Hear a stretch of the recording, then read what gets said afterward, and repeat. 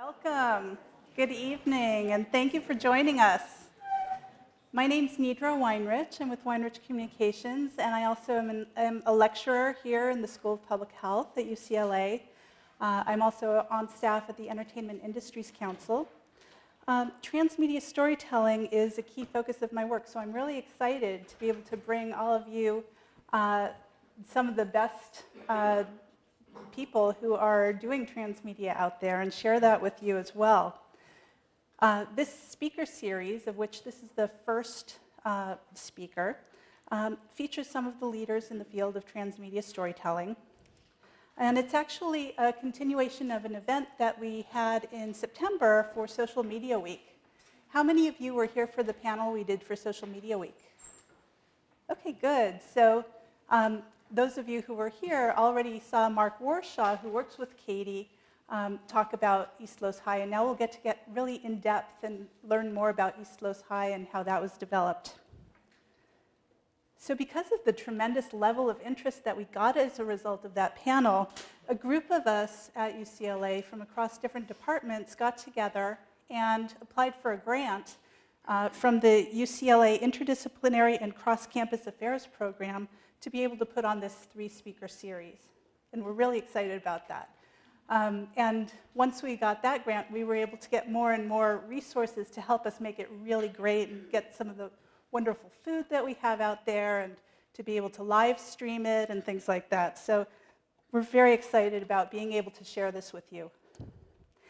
And I'd like to just start by thanking the others on my team who have helped put all of this together. So Deborah Glick from the School of Public Health, Mary Sue Heileman from the School of Nursing, Marjorie Falstich-Oriana from the Graduate School of Education and Information Studies, and a big thank you to Lindsay Haas, who is in the CHS department at the School of Public Health, the Community Health Sciences department, who coordinated all of the logistics for this and has done an amazing job helping us.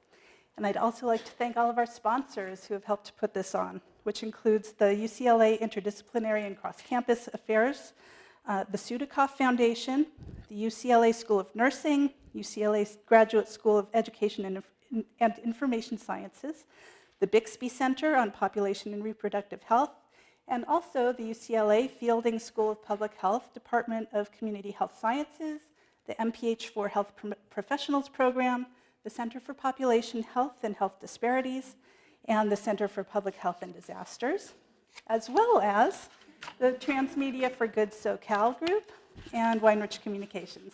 So with all of that support, I'm glad we're able to provide you with this really, what I think is going to be a special evening. So with that, I'd like to get into our program and introduce our speaker, Katie Elmore Moda. Katie's going to speak, then I'm going to be asking her some questions, and then we'll open it up to audience questions.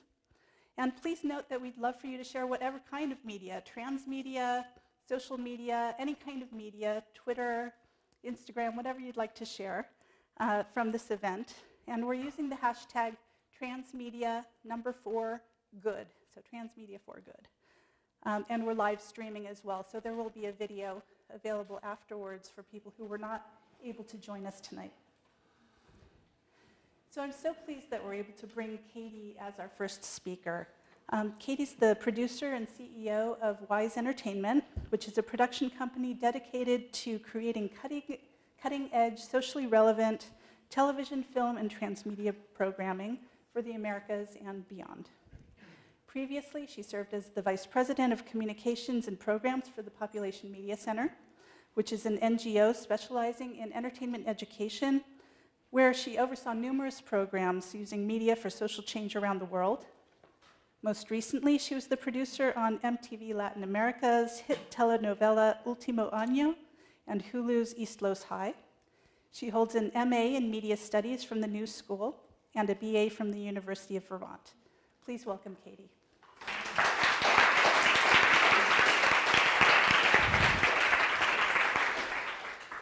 Thanks so much, Nidra. It's wonderful to be here, and thank you everyone who helped to put this on.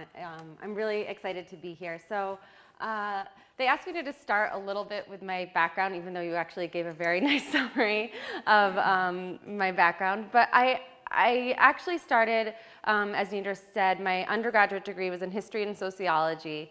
I think initially I thought I wanted to be a lawyer or something. I have no idea.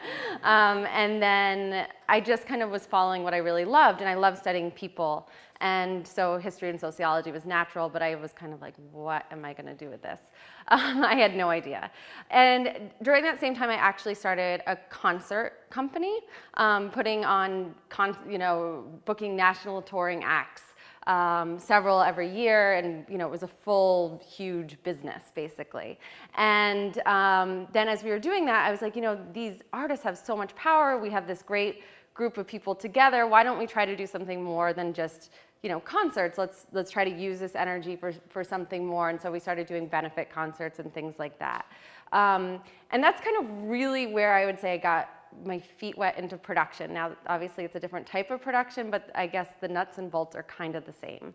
And then I worked on Howard Dean's presidential campaign, advising how to reach young voters using entertainment and celebrity and music. And that quickly fell apart after he gave a wild scream. But it was a fun experience nonetheless. And and I worked out here on Jimmy Kimmel Live, the late night television show on ABC, booking all of his music and talent during his first year on the air.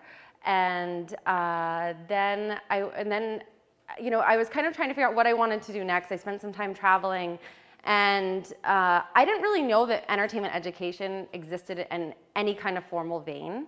And I don't know how much you all know about it either, probably more than I did then. And I was just kind of like, oh, it just makes sense. You have something that people really like, and it's kind of like sugar with medicine. It makes sense. You just, if we can get something good out of it for us and have fun, isn't that all the better? And I was talking to MTV about doing something with them. And then I learned about this organization, Population Media Center in Vermont, of all places, that was working around the world doing entertainment education programming using a specific model called the Savito methodology, which is basically using a telenovela type model, but really they focus on radio novellas for social change, and having character-driven content and great stories that are locally developed, produced, and created. I know Dev has worked with them as well in Senegal. Senegal, correct? Yeah. And so that's really where I kind of started to get my feet wet into entertainment education as a formal entity. And I started helping to develop programs for them around the world. I worked a lot in Papua New Guinea, which, for those of you who don't know where it is, it's right above Australia. It's a very small island, very diverse, and a very challenging atmosphere to work in the sense that there's actually 864 languages spoken on an island that's the size of California. So when you're thinking about how to do health communications there, it's an interesting challenge. And I worked in several other countries in Africa, Asia, and the Pacific as well. During my time doing that, I really started, again, as I said, a lot of the programming Population Media Center was doing was radio novellas, because of course, in a country like Papua New Guinea or Ethiopia, radio was the dominant medium. So less than 10% of the country had access to television. So that was really how you reach people. But then as we started exploring, and I was looking at some of our programming in more saturated media markets, I was like, how is this going to work? Is television enough? And I mean, well, radio obviously wasn't going to work in where you have TV as the dominant medium, but then is television enough when you have 500 different programs going on? We're kind of constantly being bombarded with all kinds of messages and things and everything else.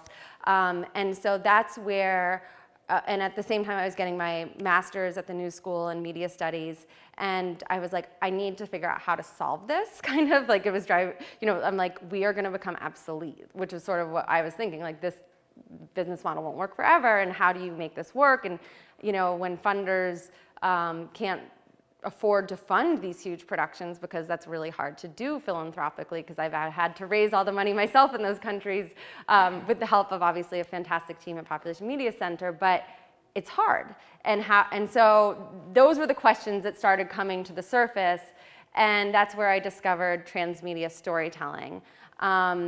And so it was during that time, and I actually wrote my master's thesis on entertainment education in the 21st century and using transmedia storytelling to kind of bring it into the 21st century and how that could be done. And simultaneously was developing East Los High, which was basically a practical application. Eventually I split off from Population Media Center because these projects were huge and really required its own infrastructure in Los Angeles. I still work in partnership with them. And I created my own company called Wise Entertainment, and I have a fantastic, amazing staff, which actually is the reason that everything we do looks amazing. And it was funny, when I was prepping for this, I said, the #1 message I have for everyone to take away is hire well, because it's like, that's everything. Your people that deliver for you, and it takes so many people to carry these things out. It's everything. So that's a really quick intro, and now I'll get a little bit more into East Los High. So this is just one of the quotes that really actually inspired my company. One of the greatest gifts we can give another generation is our experience, our wisdom.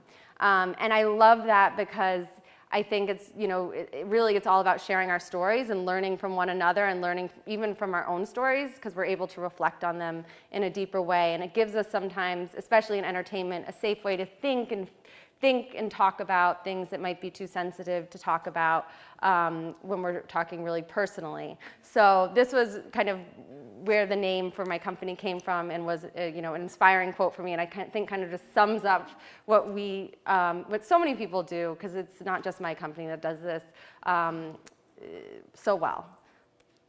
And this, I think, is what we set out to do as a company. I have 1,000 stories inside my head, so many, but very few are able to change people's lives. My goal is always to find those ones.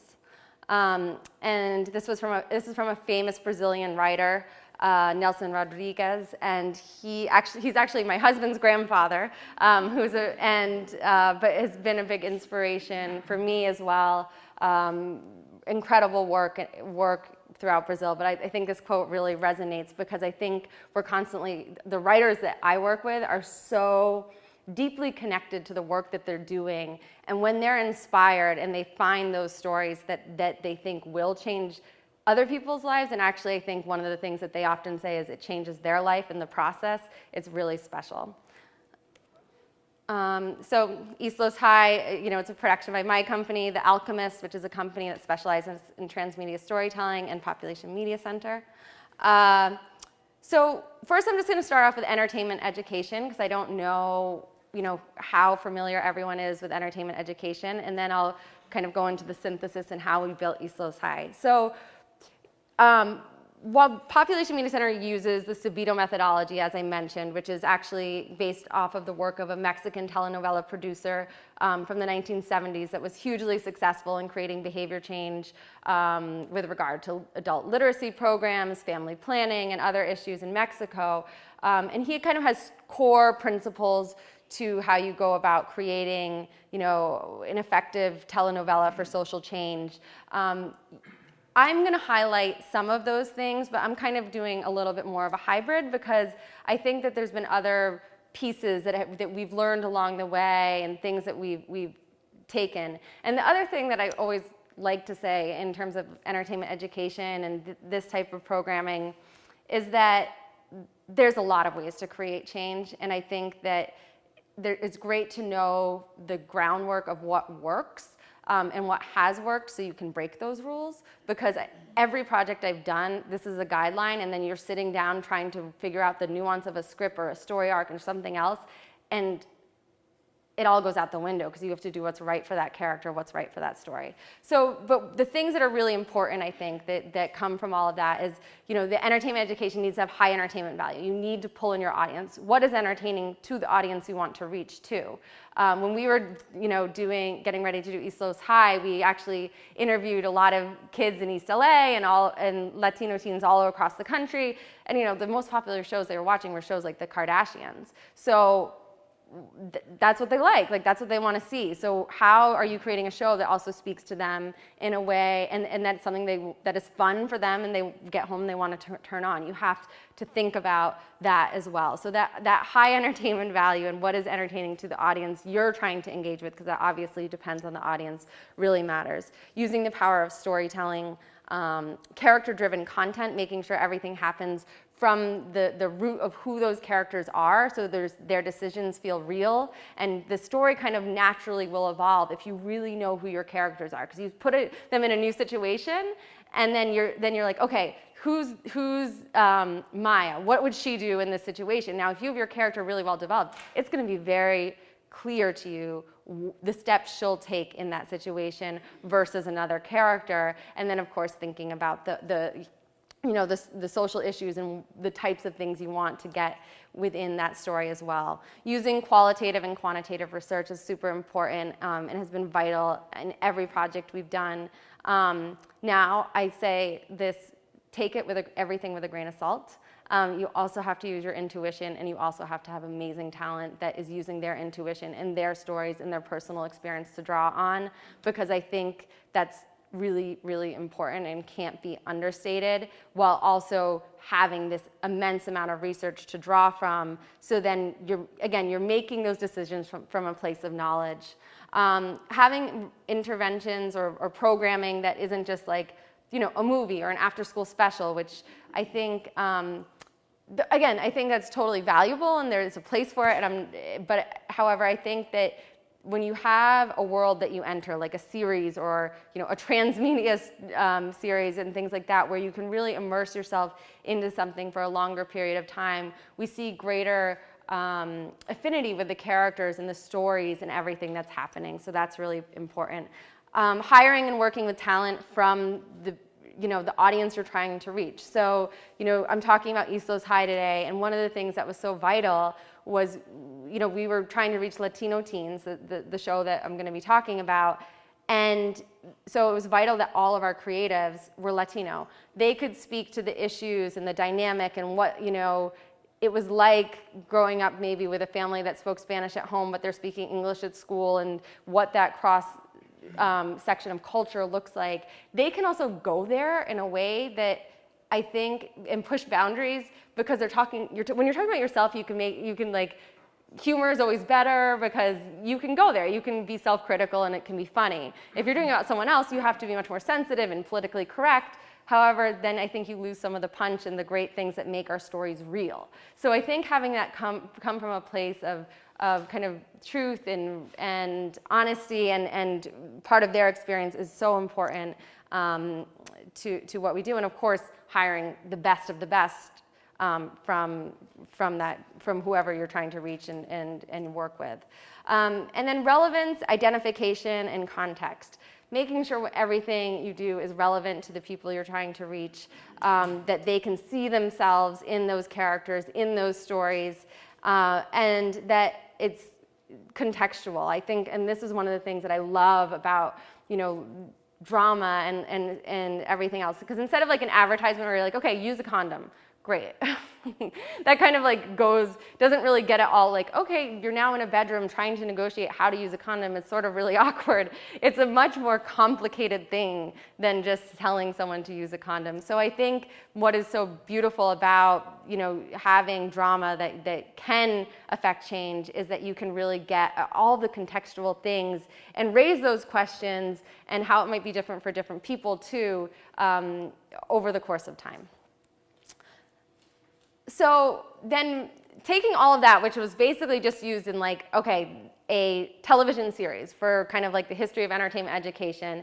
And as I said, I was trying to merge, okay, that's how you create a great TV show. Now how in this new, kind of age where everyone's on multiple devices and getting information from so many places, do we take that and build upon this amazing core that we have? And that's where, transmedia storytelling is so fantastic. And I think that, building on this, how many of you here are familiar with Henry Jenkins' work and convergence culture?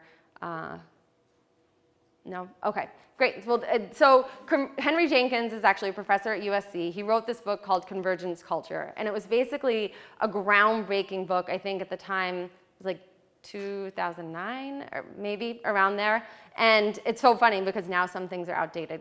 Things change that quickly. But he continues to be an amazing thinker in terms of where the future of media is going and what other companies have done to be successful in this new age. And that's really what he wrote about. And so he created what is called the 7 principles of transmedia storytelling. And what I spent my time doing is figuring out how you integrate those principles with what we already were doing in terms of television and radio. So the 7 principles, I'll run through them rather quickly. And again, there's questions after, so we can always talk more about them. But spreadability versus drillability, being able to get it out to lots of people, but also dive deeper into a world, really kind of drill down and get to know the finite things of characters. Immersion is going into the world of a story. You're entering it. And then extraction is obviously pulling bits into your own life. So, you know, how are you interacting with it on Facebook? How are you sharing it with your friends? How are you doing and taking it into your own world, which of course with entertainment education is kind of what we want to happen, because we want people to think and learn about the things that they're seeing on the screen and then maybe apply some of it in their own lives, like good resources, like, you know, where to get good healthcare or things like that. World building is creating a really expansive world. I'm sorry, I just noticed there's a typo. But building a really expansive world that is rich and complex and that people can dive into. And seriality, so having it all kind of, basically that's telling a story in order and having it build. And subjectivity, understanding it from different perspectives. And then performance, obviously having something that really stands out and is performed. And continuity versus multiplicity, that's basically the idea that you could continue this thing, so you could have many different series, like we're having season 1, season 2, season 3, but multiplicity is different versions when your fans kind of start to take it and adapt it and do their own things with it. So basically taking kind of what you'll see with East Coast High, and I think the best way is for me at this point to just walk you through what we did and for you to start seeing some stuff, is marry these two things. And I'm going to let the rest really speak for itself. So East Coast High came out of this problem statement that in 2010, 52% of Latinas became pregnant before the age of 20. And obviously, it was almost like twice what their peers were experiencing at that time. Now it has dropped to 44%, but that's kind of where the inspiration for this show started. Now, what we discovered after creating the show is we were creating the show for so many other reasons, like the fact that there's never been a teenage show with an all-Latino cast in English speaking to this audience, and this is like, a huge audience, soon to be the majority in the US, kind of should be represented in the media. And so I think it was like one of those things like, okay, this is the inspiration, and then all of a sudden, when you're, I think, doing the right thing, all these other things start to illuminate of why you're really doing it. A holistic approach, so not just, of course, addressing teen pregnancy. There's so many other issues that are important to that audience. And so we were dealing with things like teen pregnancy, healthy relationships, healthy eating, encouraging physical activity, and a variety of issues. And really they kind of, some of them we go in and we're like, okay, we're going to address this. Other ones, the writers are writing the story and then situations come up. And then you're like, okay, now we need to scramble and get some research on this because we weren't really expecting to address it, but now we see how it's all connected. And so this is kind of what we set out to do, and we ended up doing, I think, even more than this. And I think, every script you're challenged to think like, am I handling this in the best way? It came out of a sexual health concept. Developing, as I was talking about research, developing key partnerships was really important to us. So this is some of our partners for East Coast High. They all provided us research. They before we even started. They joined our advisory committee. They would meet with the writers. They read our Bible. They read our scripts. They read every piece of material we did, gave us feedback. Then we'd call them and things like, okay, we're filming, a clinic scene. What should the clinician be wearing? Should it be a doctor's coat? Should it be casual? Like, what does that look like? And what's going to make it approachable for this audience to want, to make the clinic feel like a comfortable, safe place to go that they would want to visit. So these partners have been absolutely fantastic.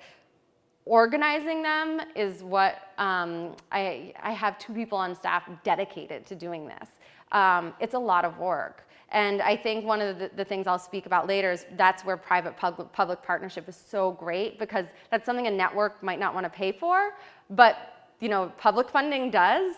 And so that's kind of how we're bridging those things. But I'll speak to that as we continue.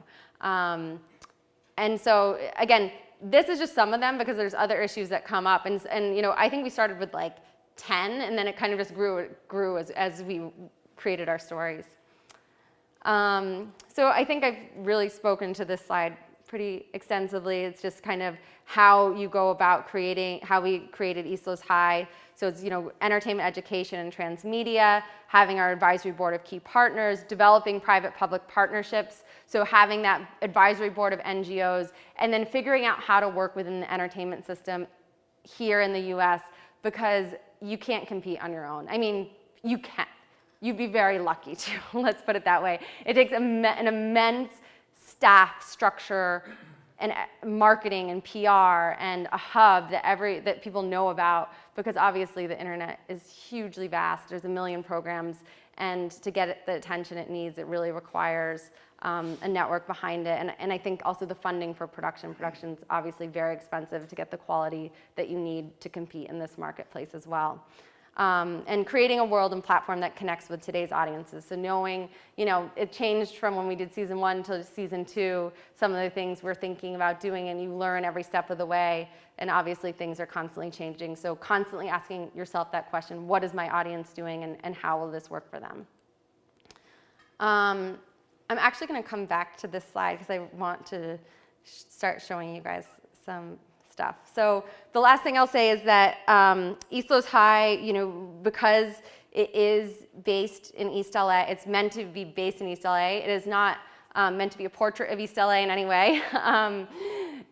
It is, but it's meant to reflect some of the issues and some of the things that teens would be facing there. But it's also meant to be universal. So we consult with people at a local level, a state level, and a national level. So we're trying to be true to East LA, but at the same point reflect a more universal story as well. Nonetheless, we shoot as much as we possibly can in East LA. The first season was almost every day of our 67-day shoot. And we try to give as much of our business locally and everything else, because that's really important to us as well. So next, I'm going to show you the trailer for season 1.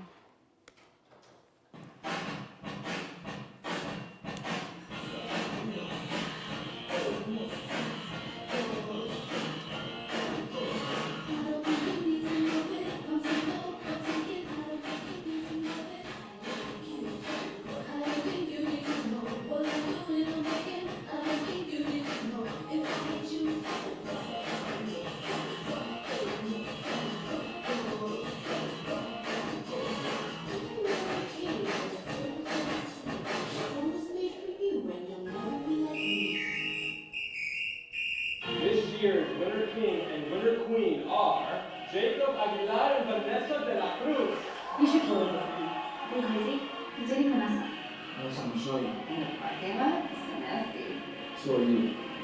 That's cheating on me. You got half the girls in school who want to have sympathy, sir? Said that's not me. I'm on sympathy then. I better not catch you dating that little junior bitch loser! Do you really think he likes me? He stuck his tongue by your throat. I think he likes me. Jesse, you're a virgin.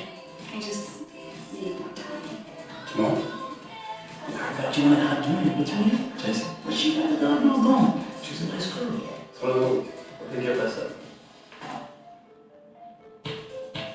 Jacob, do you meet my cousin? Maya, this is Jacob. Jacob is Maya. What is up with Maya anyway?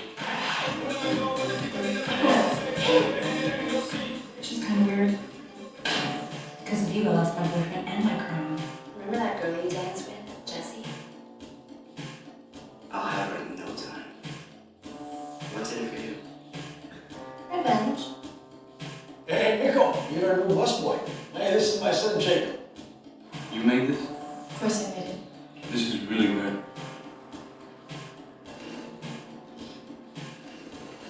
So, how's my cousin doing?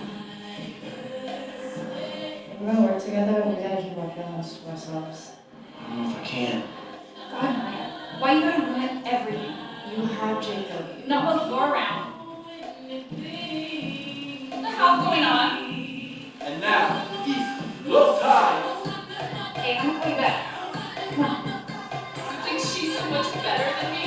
Where's your seat, bitch? I have a boyfriend. This is not gossip. This is journalism. Pregnant? I wish you could. Oh my God!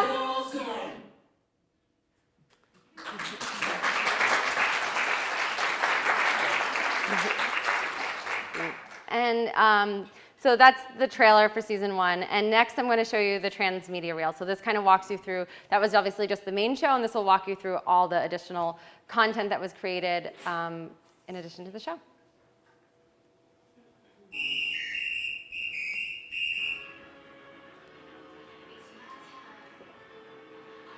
Already? Pull out! No bad. Pregnant? I'm sick all the time. I'm getting fat and it don't want to screw me no more. I know that once I have the baby, A will be so excited he'll start treating me nice again. Even when we're not having sex. I don't know what to think about Cece's new life. Oh my god, Lima, I don't know what the happened. Like, yesterday I had this cute little baby bump, and today, look.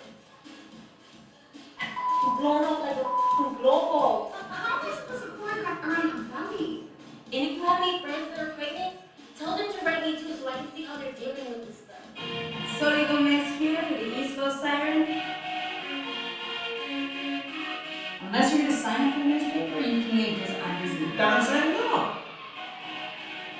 You're saying it. Guys can ask me the questions, I can find out the answers for them. How about that? Okay, let's try you out. Yo, what's up? It's Polly here with the first edition of Ask Polly. If you got any questions about sex or dating, you can click the link below. Got a great question here for you today. How and what do you do to pleasure your partner? Oh, shit. And for those worried about getting a disease or getting pregnant, she's not going to be relaxed.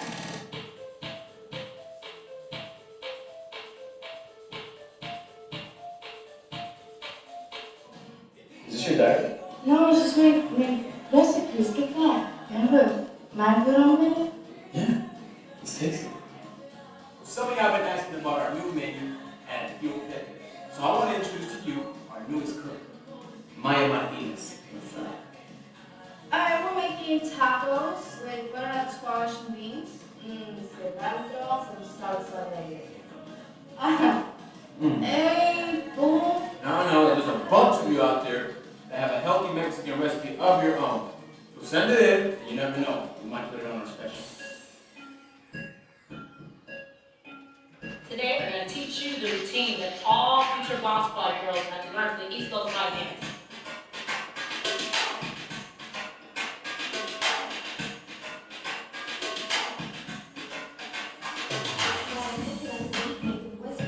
I'm going to show you how to get Vanessa's signature look. Let's create some bright and fun highlights.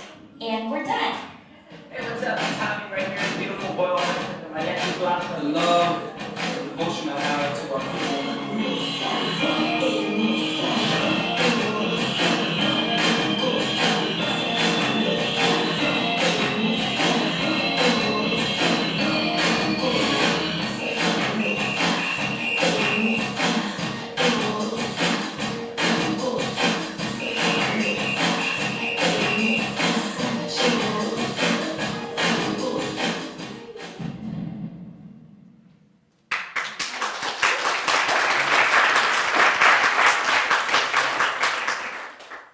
so that gives you a better idea. I always say it's like I could speak for hours on transmedia, and I think that illustrates it so much better.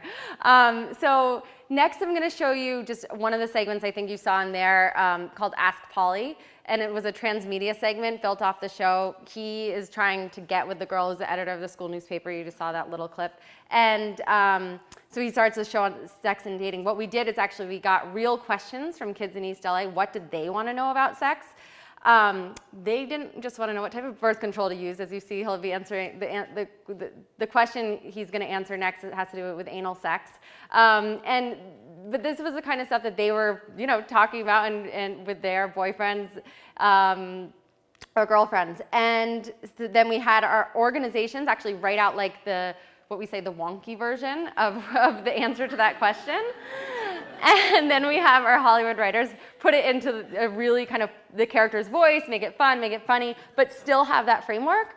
And then we give it back to the experts and have them make it sure, we still are hitting everything, even though we've added some humor and everything else.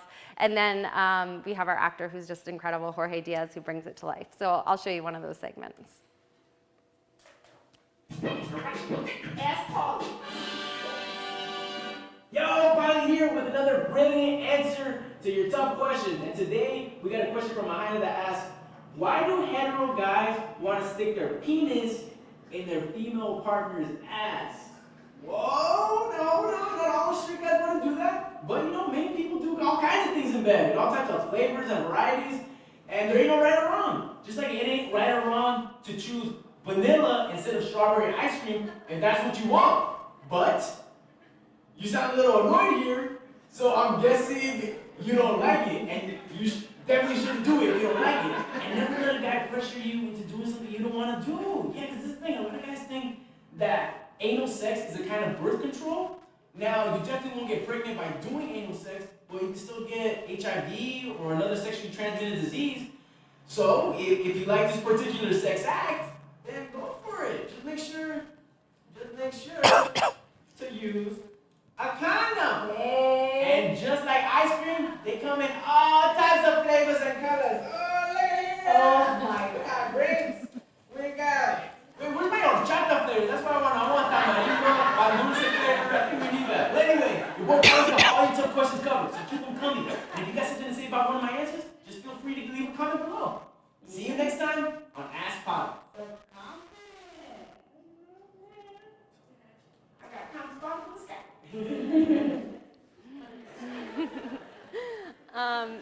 And then we had extended scenes as well. So Polly and Sully, this couple that you're seeing a lot, they were secondary characters. So we wanted to explore their love story a little bit further also in transmedia. So we had extended scenes like this that couldn't be seen in the actual show.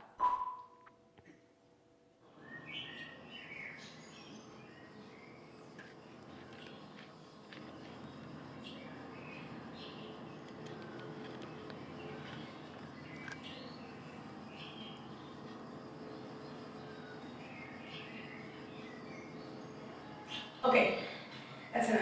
What? That was even like 5 minutes. But why does it keep getting shorter and shorter? We're closer now. It's dangerous. Come on, you really want to be a virgin till you graduate college? You have a problem with that? No, I respect that. Right. The only reason you're here is to get laid and you can leave. No, I don't know. I want to get with you. But if you don't want to, well, just give me like 6 minutes or some shit.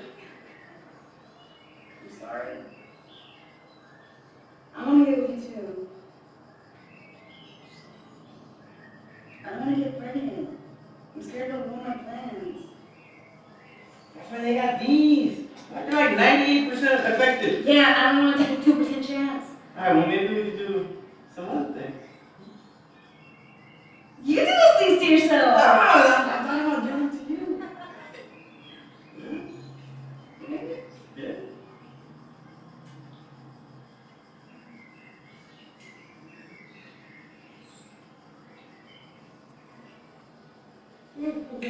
What? I'm going to the next one to get birth control pills. For real? God, thank you. No promises though. Good. And you have to wear condoms.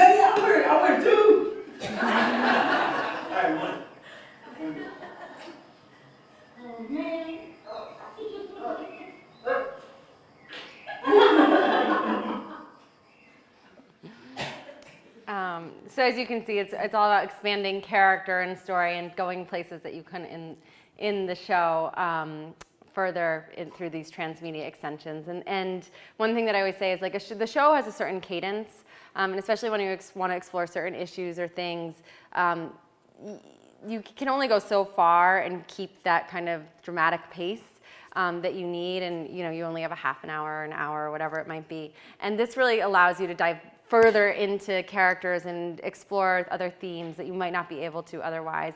And then of course, these videos immediately link to resources where people can actually take action like the characters can. And then you see this across social media. All these characters have their own Facebook pages and everything else. So I have 5 minutes left, so I'm just going to kind of run through some of the impact. And so during the first month on the air, more than 26,000 people used a Planned Parenthood widget from eastloshigh.com. 55% of those uses were from people who had never used a Planned Parenthood widget before. So that's more than 13,000 people now accessing resources just in the first month that they hadn't ever used before, and hopefully they can use for a lifetime and pass on to their friends too. Just on our premiere day, stayteen.org, another partner that has a bunch of great information on birth control and everything else. Again, our goal is to, East Los High is going to come and go, as much as I hate to say that. And hopefully these resources will be here for a long time. And so our job is to connect our audience with those things and kind of naturally lead them to them. We also did a post survey, and 60% of viewers said they referred East Los High's resources to a friend. Our website is very comprehensive. Go check it out. This doesn't really do it justice, this slide here. Here's a few, in the survey, we did, in the post survey, and I should say, we did not do the survey. We have a fantastic researcher, Arvind Singhal, who's a leader in entertainment education globally, and Helen Wang, who are carrying out our research for us. And these are a few of the quotes. We have so many stories. We have people writing, like Jacob, the guy who ends up in that crazy life triangle from the thing. They would wrote to his Facebook page asking for love advice because they were in a similar situation and thought they might have gotten a girl pregnant and didn't know. I mean, very complex stuff. And then what we would do is actually, connect them with partners directly. So we would respond in character with, again, kind of like the same thing that we did for Ask Polly, and then really connect people. And so we have a whole social media team that's dedicated to basically answering and directing these questions 24/7 while we're on there. I mean, they respond to almost everything within 24 hours. They're pretty amazing. Again, more fan stories. This young woman was talking about Ceci, the girl who got pregnant, and how much she was inspired by her character. I think that's one of the things that's so amazing about the show. It's about the idea that every day is a new day, and you constantly have the opportunity to set your life in a new direction while being cognizant of the parameters that we all grow up in, because that does affect us, and I think it's important to recognize and validate that, and talk to your audience from that place, because there are certain advantages and disadvantages that we all have in life from a variety of different things. Then here's a few press highlights. The show, obviously, we kind of we're hopeful it was going to be a great show, but you never know. We got picked up by, we did produce the whole thing independently, I should say. And we actually had offers from several networks beforehand, and we said, no, we'd raised the money, so it was easier to say no. It was a tight budget, but we had raised the money, and we said, we've spent so long working on these scripts and getting them exactly right, and some networks are amazing. Some of them come in with a nice red pen. And we didn't want them to tear up all the work that we had done because they were scared to address abortion or, go there. We wanted to have that conversation when the guy doesn't pull out. And we didn't want to be kind of censored from doing that. And so we had the money, and so we're like, we're going to do it, and then we're going to figure out distribution. It's very risky to do it that way. And it was great that we had offers ahead of time. And so then after we shot it and we shopped it around, we had interest from a lot of different channels. And we ultimately decided Hulu was the best fit because they really understand how to get to the audience we wanted to reach. And we see them as a future of media. They really got transmedia storytelling and understood how to integrate that and package it and get it out there, all of which is great. So here it was actually in the top 5 shows on all of Hulu, which is, I don't know, it's up against like, Grey's Anatomy, Jon Stewart's Daily Show, all those shows. And like they kind of told us like, listen, if you're in the top 100, that'll be really good. Like we'll be really happy. And that's a big success. And then, we were on #1 like a lot during the first month. So it was a great surprise, obviously, how wonderfully the show took off. And, the hashtag ELH addict was immediately started. And it kind of had just grown from there. And, shortly after we went to air, we were getting picked up for a second season, which I actually just wrapped on Thursday, which and so, yeah, so it's been fantastic, and we're really excited. So here's a few photos. I desperately was trying to get Hulu because we have the upfronts next week in New York, which is where where all the networks show what is going to come for the next season and all the exciting things. And so they have a trailer cut, but it's live streaming, so I'm not allowed to show it yet. So I'm just ending with a few photos, which is a little anticlimactic, but. Anyway, I'm happy that I got to be here and share our story with you. And we just finished season 2. It's coming out this summer. Super excited. It's bigger, better. We're funded by a network. Everything looks incredible. It's exciting. They get the social angle. They get transmedia. It's been really fun. And we also have a new project in development in Atlanta, which will be for 20-somethings. And I've had a team there actually basically the month of April, and we've hired a few writers, and we're going to be off and writing on that starting in May. So that's kind of a little bit what's going on, but thank you so much.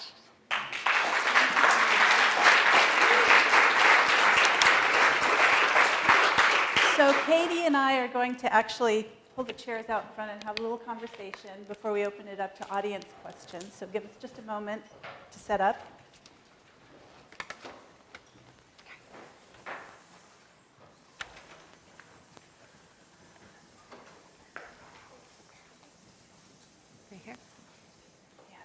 A good light place. Is this a good place for us to sit for the camera? Well, thank you so much, Katie. Yeah, thank you. So exciting what you've been able to do. And as far as I know, your company is the only one doing this kind of marriage of entertainment, education, and transmedia. Is that I think right? so. I'm sure there are other people doing great things out there that are similar, but I think in this type of kind of very methodical approach, yes. We've definitely drawn from other ideas and examples that have been executed, over time.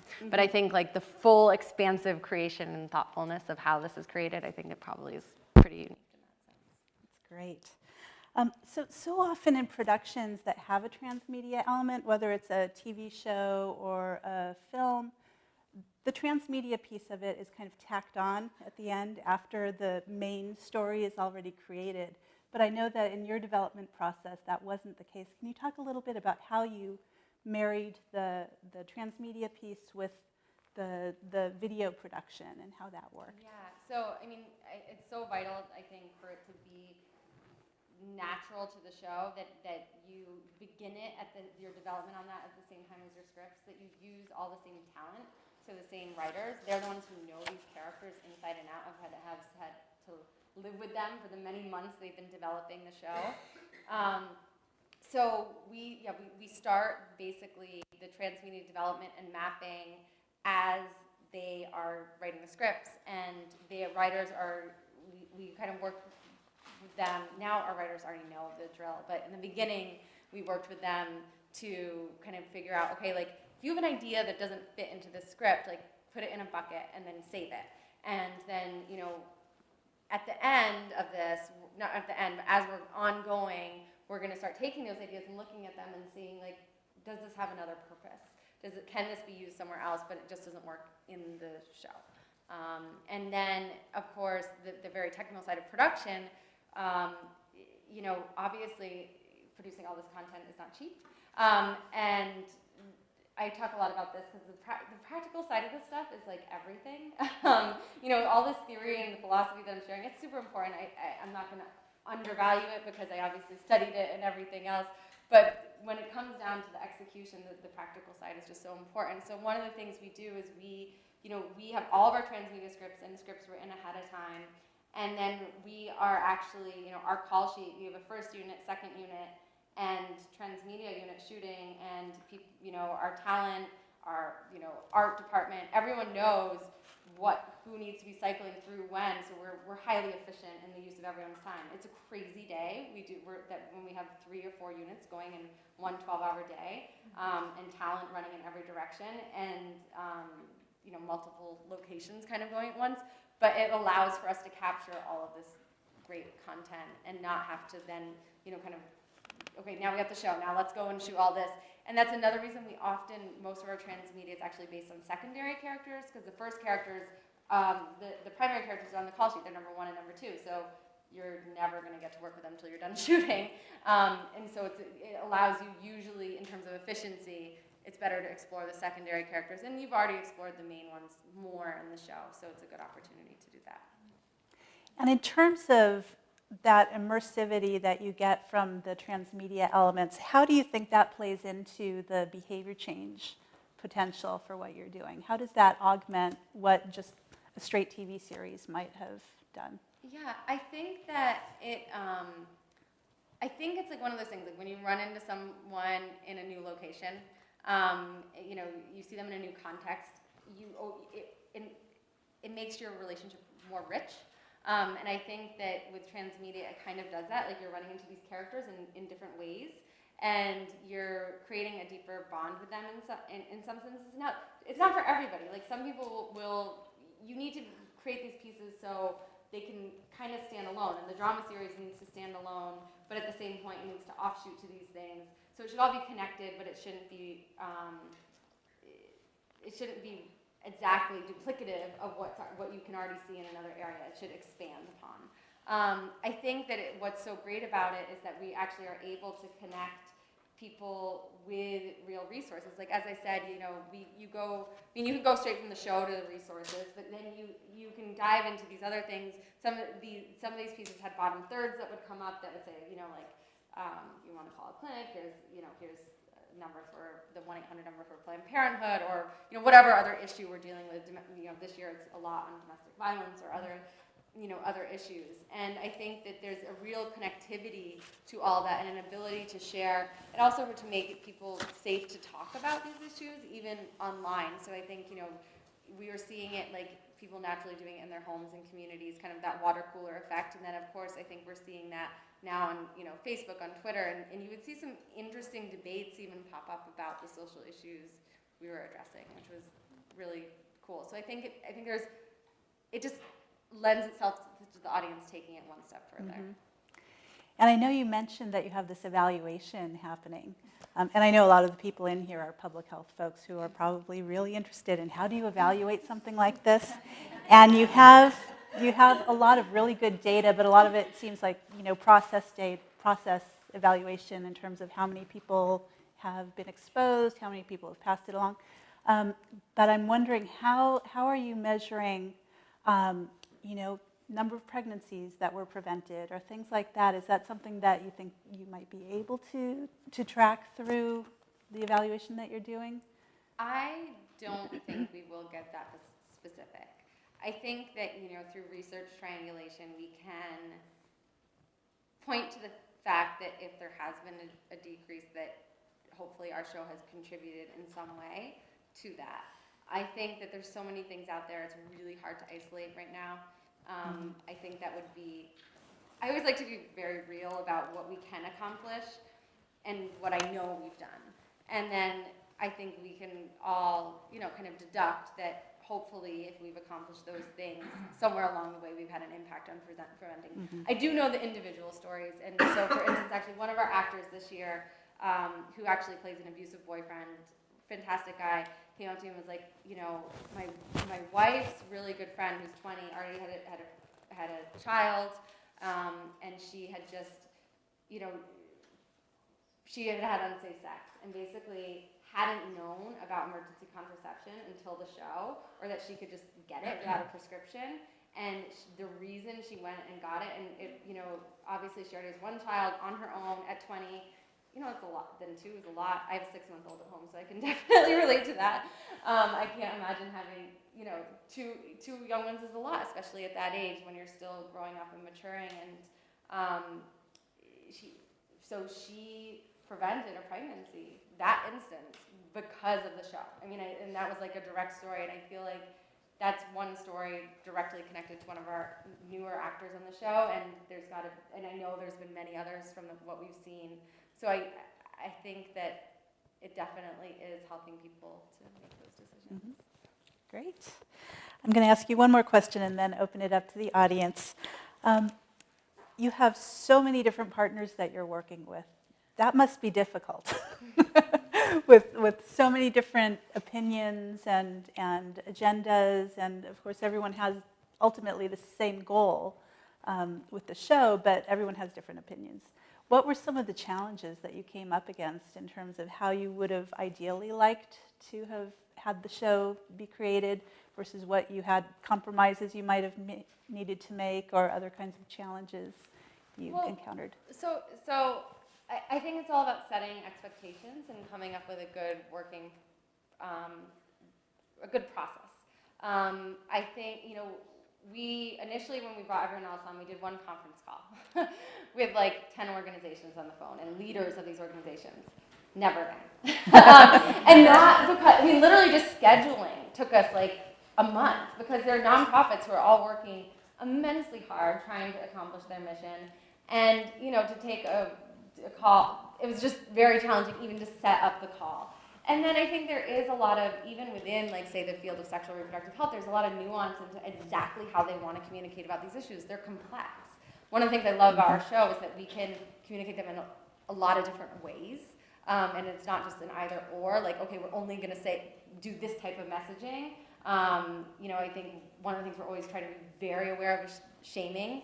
The issue, and that issue of shaming, and I think that's been a huge, obviously, I don't know how familiar you are with what happened in New York City, but they had a huge kind of disaster with that, and it's like kind of counterproductive to what you're going out to do, and with our pregnancy character, that was one of the issues. Like, some of the people were like, you know, no, we need to say teen pregnancy is wrong, it's bad, it's not good, right? Like, but okay, 52% of your audience has maybe had a pregnancy. Well, and, you know, it's not all bad. We all probably at one point had unsafe sex in our lives. And you know, people make mistakes. That's how it goes. And I think, and so what we tried to get was the nuance, showing the challenge of being a teen mom, but also, again, showing that every day is a new day and giving good resources to people who are teen moms. Now, that was a complicated issue to navigate. The way we navigated it was by sending scripts, sending it, and again, our team collecting that information, sharing it with the writers, and also making it clear, like, we have final say. We are the creators of the show. We will do our absolute best. We won't always be exactly right, and we'll learn from it the next time, but we will do our best to take that all into account when we're doing it. And that's basically the way it works, is they give us all of the information they can. They read every script. They're available to us. They give us great research. And I think we've actually had a pretty good balance, and it's been a really, really fantastic relationship. And the show wouldn't be what it is without those partners. I mean, they have given us stories. They've given us just everything that I think makes it so rich and connect us even to the community as well. So that way we're really speaking to our audience. Great. Well, let's open it up to the audience. We have a couple of mics. And because we're live streaming this, we want to make sure that everything that you say in your question gets picked up. So raise your hand if you have a question, and one of our mic people will come on over. Want me to take it off? Okay. We'll start in front here. Yeah. So you mentioned a few debates about social issues, and from from a social media perspective, I find debates really interesting. Mm-hmm. Did you find anything particularly bad or intense via social media that you had to kind of deal with? We were actually surprised that we didn't have more intensity, I guess, because we dealt with the issue of abortion, and we weren't trying to say, like, we're just trying to, again, our job is to show, like, here are the options, and you kind of find the best map for your own life, but we want you to know what all the options are. And we thought that was going to be really explosive. It really wasn't. Most people were like, thank you so much. I'm so glad someone finally talked about it and showed this story on television. There were a few people who I think were like, you know, what is this pro-choice propaganda? And then the fans really kind of duked it out in actually a very respectful way that was asking questions to one another. And what we would always try to do, and I love our social media team for this, is it's never about then telling, you know, it's about participating with their fans, so posing a question to them and respecting them and their opinions. Because at the end of the day, we're not here to say you should think this way. We obviously are offering certain stories and and choosing to share certain things. I don't want to, you know, kind of shield that. But at the same point, what we would try to do is actually help direct that conversation in a way that seemed responsible. If someone was ever hateful or something like that, of course we take it down. But actually, I don't think that happened. But that was the policy. We said, okay, listen, if something got out of control, it's coming off because we don't want that to occur. But if it's a healthy debate around these issues, that's good. That's what this is here to hopefully create a platform to do. Other questions? In the back there?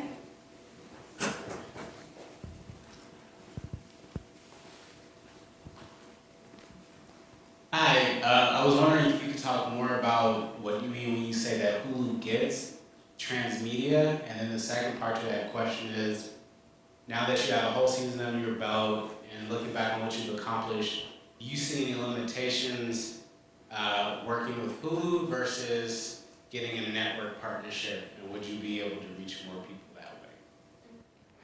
Great question. So Hulu really understood how to program for transmedia in the sense of offering additional content after the show. And I think they also had a player that was embeddable to our own site that allowed us to create a very comprehensive kind of world and universe that had all of this resources, information, and we controlled the flow of. And you know, Hulu's ads still appear, the whole thing, and it's their player, but they had that option. That is very, very unique. And they also, I think, really got behind the show in terms of what we set out to do, which was tell, first of all, I think and again, that's the thing I talked about in the beginning, the story of Latino teens in the US, seeing them front and center on the camera and their story being told in a very mainstream way.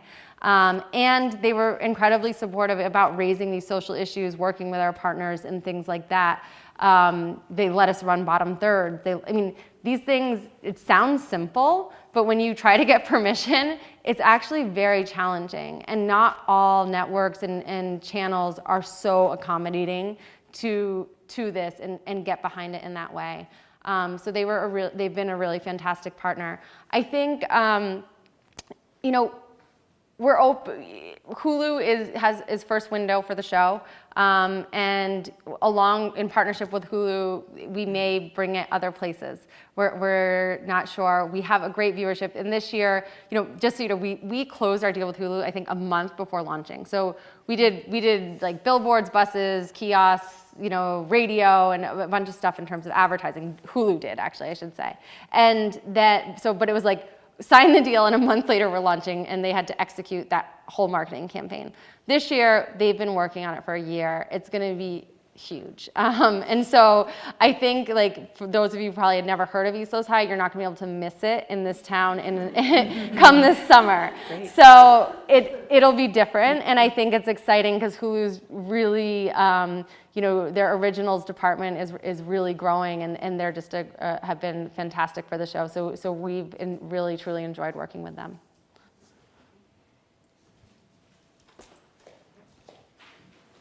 Thank you for your presentation, by the way. It's really interesting. I'm Michael Plisky with Good Planet. We integrate sustainable and healthy and ethical products and messages into films and TV shows, mainstream films and TV shows, to inspire consumer shift globally. But we're talking to a lot of our brands about, now that we've integrated a lot of mainstream projects, creating more original programming. Do you guys ever partner with brands or to get positive messages out? Not like a commercial, more like, here's a really important message sponsored by. Yes, we do work with brands, and along with Hulu, actually. My husband, who just walked in the back, manages all of our brand partnerships with Mauricio. He owns The Alchemist, which is the other production company I was telling you about. But we do, Toyota is actually sponsoring all of our prequels in the transmedia for season 2. And and there's a few other relationships that are in the works between The Alchemist and Hulu who are negotiating all those. But absolutely, I mean, I think the reality is, to produce a show like this, you have to have brands, you have to have ad dollars. This doesn't happen for, a few $1,000s. And the ads are, someone's paying for it, right? And I think that, and there's some great products out there. So the more we can align ourselves with those great products that are in line with what we hope to accomplish, the better. So absolutely.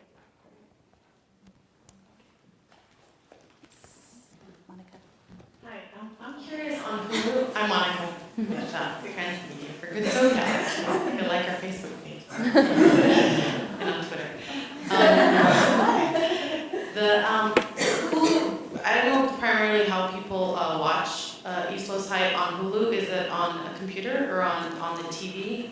It's so smart TVs, computers, and mobile. Mobile's, we were shocked. I mean, I don't know the exact number offhand, and I don't even think I'm allowed to share it, but mobile was incredibly high, especially among young people.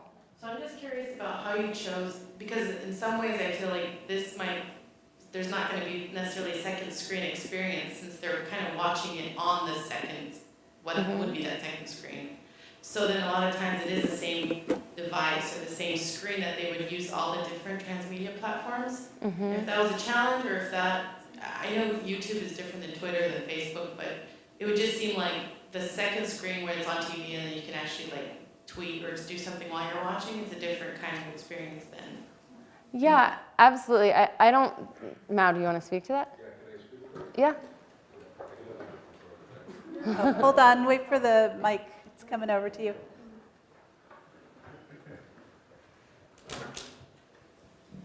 Hi everyone, I'm the husband and the transmedia producer. And the guy who brings the dirty money from the brands. So I think that's a great question. It's the way that Katie designed East Los High, and that's how we met, and that's how she hired the Alchemist to help to produce the show, is that like we have a misconception that transmedia is based on the fact that you're developing a content feast that not necessarily works for everybody. You make a content feast with all these layers that she showed on the trailer, on the sizzle reel, in a way that we can achieve different audiences. That's because sometimes people bring the concept that transmedia is like, let's create these 25 activities that everybody's going to make them. That's a fallacy. That doesn't exist. Nobody has the time to tweet, watch, make a treasure hunt and all that. That's a misconception. And the way that she designed both the TV and the transmedia to become an entertainment franchise with the objective of making social change was like, we need to make entertaining and at the same time engaging content layers that different types of audiences will relate to the show. If you just want to watch the cooking show, you can just watch the cooking show. If you want to tweet and go to Facebook and watch the show and all that, you can also do that. And so if many shows that I worked on, like, oh, let's make a second screen, like you're competing. If you're making something that the person is having to be on the iPad watching the show, it's ADD storytelling. It's not transmedia storytelling. So it has to be always complementary. And what was done with, and that's why Hulu was a great platform, because Hulu is online. You can watch on your Apple TV. You can watch on your Google Chrome. You can watch on your computer, and we can share the, I know the numbers on tablets and mobile, it's out of control. It's huge, because teenagers are watching, they're on the bus, or they're on the line of something. That's why they're watching their content. So we were very careful on doing the transmedia in a very focused way, instead of like, let's do 25 things, and if those 20 of them are being watched by 5 people, it's wrong. If you have to do 5 really good, amazing things that engage with people and deliver the message, because in the end of the day, for East Los High, the transmedia was the call to action tool to make people engage more and go to Planned Parenthood and discuss more and make a question to the characters. They wouldn't be able to do that on the show, or they would send an email to Hulu. Can I ask something to Polly? No, Polly is there. So the transmedia was that touch point to make that happen. But we just need to be very careful with, and we know we have, the second screen is a new buzzword that's coming together with transmedia. And it's very dangerous, because like the concept of screen is over. Like there's no third, there's a screen where you choose to watch something, and there's a screen that you interact, and there's a screen that you participate. And you are never going to do them at the same time with 100% of your attention. And I think that's where East Los High was so powerful, because when you go to Ask Polly, you can watch one clip that someone is talking about anal sex. It's fun, it's entertaining, it's educational. You can share with a friend. I just said 4 options, or you can just do one of them. So it's about giving people the feast, and they would choose which plate they're going to eat. You know? Thank you. We've got a 2-for-1 deal. Yes. On that same note, in terms of having that big wide breadth of social media that you use, or media, are you gauging success solely on hits you get per element? No, I think we engage it also on level of engagement. So I think hits is one way that you can kind of evaluate something, but I think also the intensity of the relationship of the people who are engaging. So you could have lesser numbers, but they could be engaging in a very real way. So and I think actually we saw that kind of with the pregnancy vlog, the character who got pregnant and went through that pregnancy. I think it was a very specific group who were really watching those videos, because it was talking about her trials and tribulations going through pregnancy that you didn't get to see in the actual show. But I think the level of engagement with that storyline for that particular audience was really, really great. And so if you just look at numbers, and again, unfortunately I can't share the specifics, but I think like you couldn't see those things and the value that you're giving to those audience members, which may be in the end worth more than maybe that 100. So just for example, maybe like 100,000 eyeballs that really, really deeply care and are connected to that story are more valuable than 1 million that are like right. So I think you always have to look at it in a very textured way.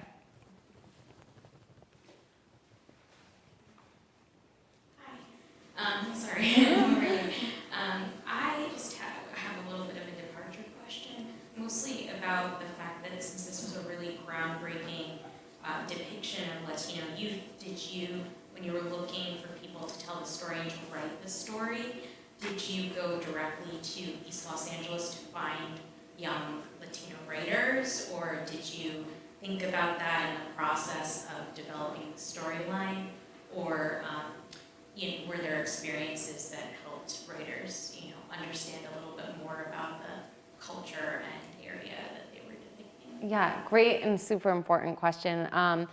we didn't initially know we were going to be based in East LA. We knew we were going to do a show for Latino teens because of the statistic we had on teen pregnancy.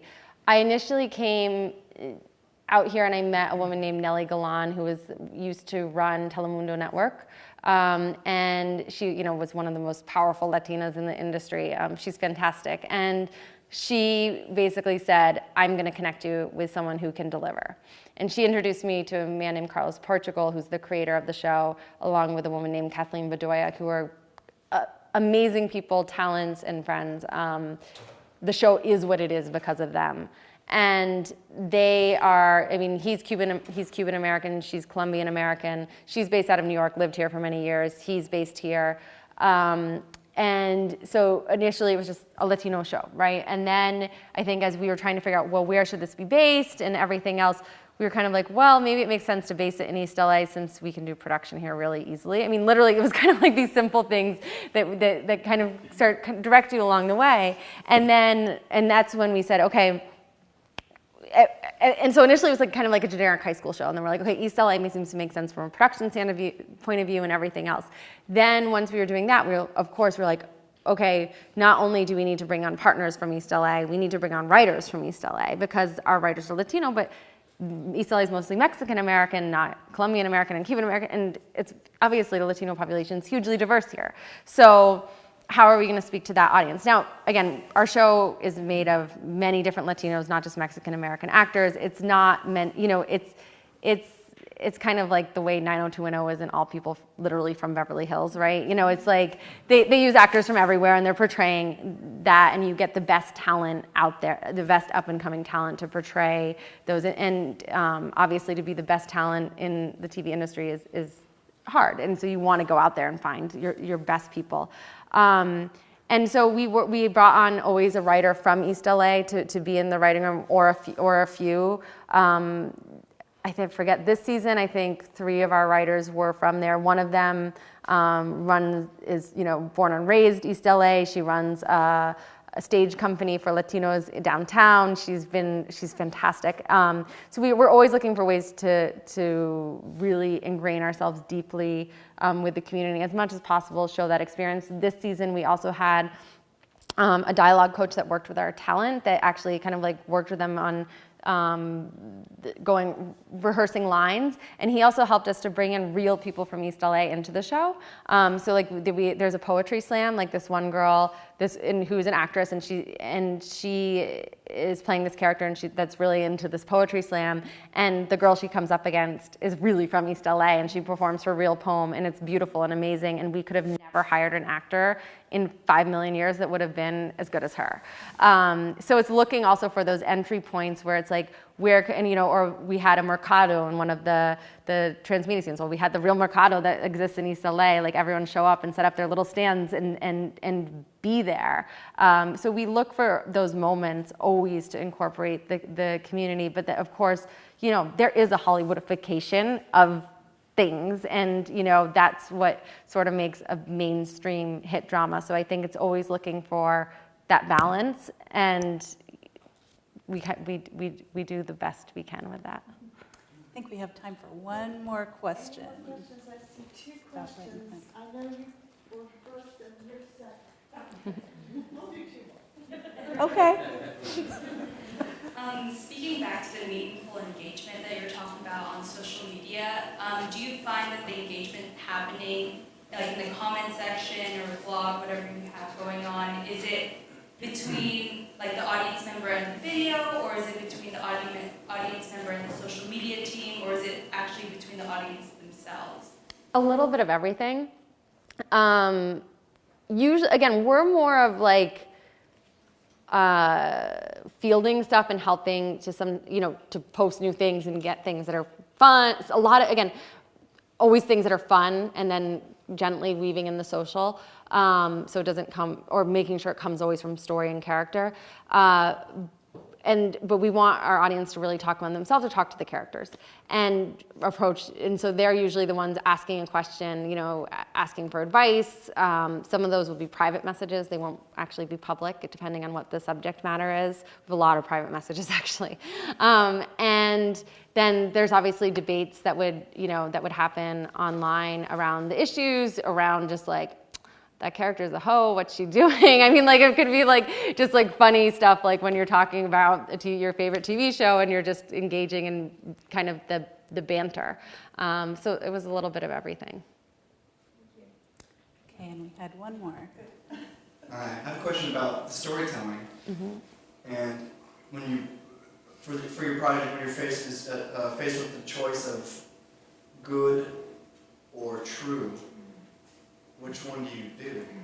If you have a social justice message with public and private partners who have an agenda. And when you say good, can you just, define that? Better story. Better story. You have to find the balance at the end of the day, and sometimes you make a decision, to go one way, and then you have to balance it out later to go the other way, is what I would say. So it's constantly that push-pull, in the sense of like, okay, like we kind of need to, we need a scene that's going to break down the social message a little more, or break something down, but we also need to get high intensity drama. We would never do something dramatically that would compromise our messaging in the end of the day. So like, if there was something that worked really well dramatically, but was like horrible for what we were doing, we say absolutely not. And sometimes the writers get really annoyed. But then they're really excited, and it challenges them actually to go deeper. And I think that's where we get such great characters in story, because we don't just have like it's interesting. I think there's a lot of like kind of simple things that we don't even realize we do, that we're all just so culturally ingrained to like how we tell stories and how we create Hollywood hits, and even like when we're going in with this like great intention of doing good and creating new kind of female characters, we end up doing the same. Some of the drafts are like the same stereotypical stuff that you see everywhere, and like the same kind of solution that you've seen. And but just because we're all culturally, kind of groomed to come up with those solutions. And I think what it does is it challenges us to go deeper. It challenges us to come up with new solutions that we might not have thought of, because we would just be using the same ones that we go to. So we always try to find the balance. We won't do something that compromises, but we're always going to make sure it's coming from story or character. And if you do those two things, you shouldn't really go wrong. Well, unfortunately, we're out of time, but please join me in thanking Katie for sharing her serious knowledge.